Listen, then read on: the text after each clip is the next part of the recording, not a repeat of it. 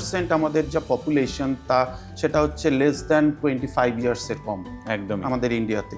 তো এই সংখ্যাটাকে যদি এমপ্লয়াবিলিটি বাড়াতে হয় তাহলে কিন্তু এআই লিটারেসি যেটা বলছে সেটা একদম গ্রাউন্ড লেভেল থেকে, দ্যাট ইজ স্কুল লেভেল থেকে একদম স্টার্ট করা উচিত। এআই যারা জানে তারা রিপ্লেস করবে এআই না জানার লোক।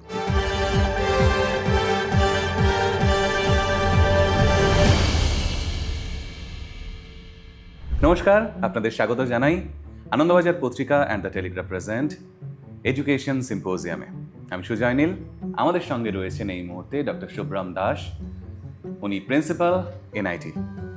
স্যার কেমন আছেন? ঠিক আছে, ওকে, ফাইন। আমি একটা প্রশ্ন আপনাকে করি। আমরা অনেক প্রশ্নই করছি অনেককে, এবং তাদের কাছ থেকে বিভিন্ন দিক উঠে আসছে কথায় বার্তায়।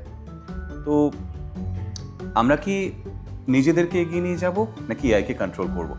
কোনটা আমাদের প্রায়োরিটি হওয়া উচিত? দেখুন, এটা দুটো যেটা বলছেন এটা নয় ওটা, হ্যাঁ, এখানেই আমার একটুখানি আপত্তি। আচ্ছা। কারণ আমাকে দক্ষতাও বাড়াতে হবে, সাথে সাথে কন্ট্রোলিং পাওয়ারটাকেও আমাকে সাইমেন্টেনাসলি আমাকে মেকআপ করতে হবে। ওকে।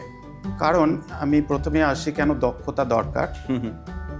কারণ এআই এখন মানে আমরা বলছি যে ভবিষ্যতে, কিন্তু ভবিষ্যৎ নয়, অ্যাকচুয়ালি এআই অলরেডি এখন বর্তমান। মানে we are at future. Yes, না, we are at now in the AI generation. আমরা কারণ প্রত্যেকে আমরা চ্যাট জিপিটি, জেমিনি, বিভিন্ন এআই টুল ইউজ করছি বিভিন্ন ডকুমেন্টেশনে। কেউ পিকচারের জন্য মডিফাই করছে, পেছনে একটা ব্যাকগ্রাউন্ডে একটা অন্য কোনো কেউ চলে এসেছে, আমি ওটাকে ডিলিট করে দিতে হবে within a few seconds. So we can use AI and we can do that. তো এগুলো আমাদের এখন বর্তমানে আমরা হ্যাবিচুয়েট হয়ে গেছে এই এআই এর ছোটো ছোটো ইউজগুলোতে। কিন্তু এই ব্যাপারটা আরও বেশি দক্ষতার সঙ্গে আমাদের শিখতে হবে যে কোন প্রম্পটটা কখন ইউজ করতে হবে, বা এআই লিটারেসি যেটা বলছে সেটা একদম গ্রাউন্ড লেভেল থেকে, দ্যাট ইজ স্কুল লেভেল থেকে একদম স্টার্ট করা উচিত। এবং সেটাতে যেমন টেকনোলজিটাকে ডেভেলপ করা উচিত সেরকমই ম্যান পাওয়ারকেও আরও বেশি স্কিল্ড হতে হবে। এই এআই স্কিল্ড যেটা আমরা বলছি সেটা হতে হবে। কারণ একটা প্রশ্ন এখানে চলে আসে অনেক সময় যে এআই আসাতে কি আমাদের চাকরির খানিকটা সমস্যা হবে, যে যারা চাকরি করছে তাদের কি জব চলে যাওয়ার চান্স আছে? তো আমার এখানে মত হচ্ছে যে এআই যারা জানে তারা রিপ্লেস করবে এআই না জানার লোকদের। পয়েন্ট, ঠিক আছে? তো ফলে আমরা যত বেশি এআইটাকে সঙ্গে নিয়ে এগোবো তত আমাদের যত কাজ করবো আমাদের সেই কাজগুলো অনেক ইজি, অনেক ফাস্ট, অনেক এফিশিয়েন্টলি আমরা করতে পারবো। ঠিক। তাহলে আমরা কেন এআই ইউজ করবো না? কিন্তু এখানে যেটা এবার নেক্সটটায় আসি, যেটা আমাদের কন্ট্রোলিং। কারণ মানে আমাদের তো একটা রেগুলেটরি থাকা উচিত, একদম, তাই না? নইলে তো কোথাও গিয়ে আমরাও হেরে যাব। অবশ্যই, কারণ রেগুলেটরি না থাকলে এর একটা ব্যাড ইম্প্যাক্ট, মানে যেগুলো আমরা ওটা ফেক হচ্ছে কিনা বা ওটা কত দূর পর্যন্ত ওটা অথেন্টিক, ঠিক, সেই রেগুলেটরিটা না ইউজ মানে রাখলে আমরা তার লিমিটেশনস সেগুলোকে ইউজ করতে পারবো না। তো ফলে আমাদের কিন্তু আবার এটাও দেখা উচিত যে মানে আমরা কি সেটাকে পুরো সার্টেনলি ব্লক করে দেবো পুরো এআইটাকে?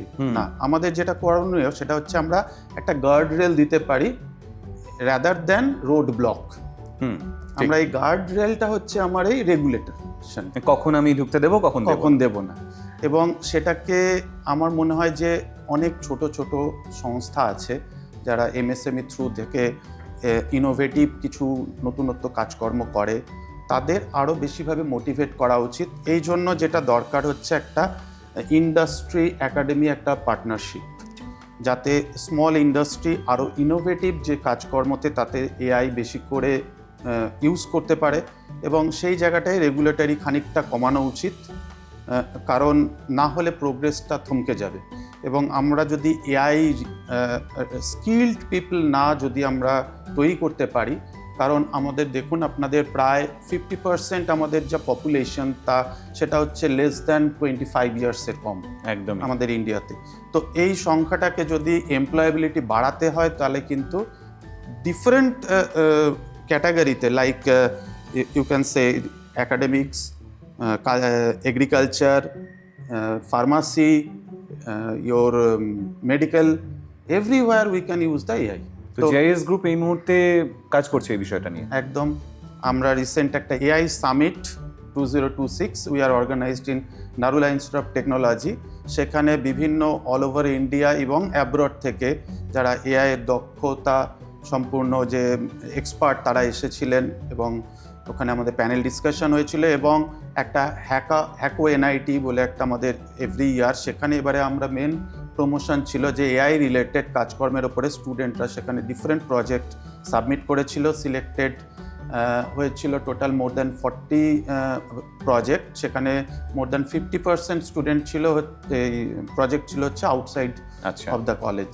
তো ফলে এই রকম একটা প্ল্যাটফর্মে তারা নিজেকে এআই কতটা ইউজ করছে সেটাকে তারা শো করতে পেরেছিল। Thank you so much sir, nice talking to you, খুব ভালো লাগলো, ভালো থাকবেন। Thank you.